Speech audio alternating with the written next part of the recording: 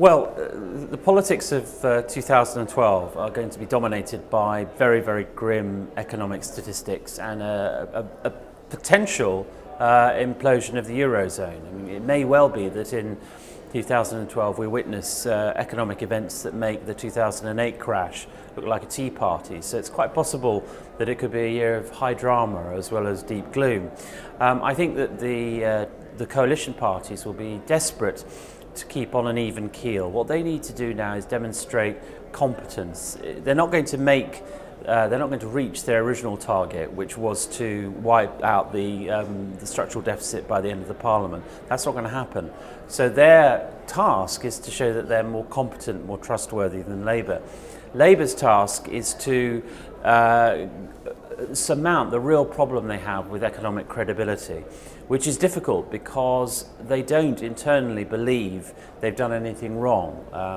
Both Ed Miliband and Ed Balls agree that there was perhaps not enough done on banking regulation, but they genuinely don't believe Labour did anything wrong fiscally. So there is a problem, there's a mismatch, if you like, between public expectation and internal readiness to do something about it.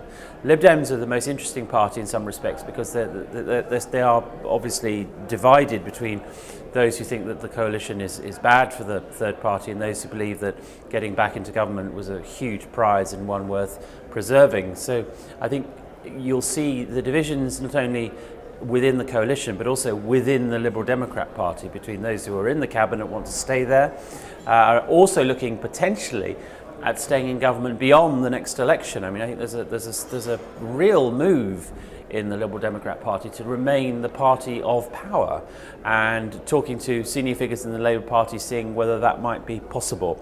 So all sorts of interesting things happening in 2012, but the dominant theme will be what to do about these extraordinarily bleak national and global economic indicators.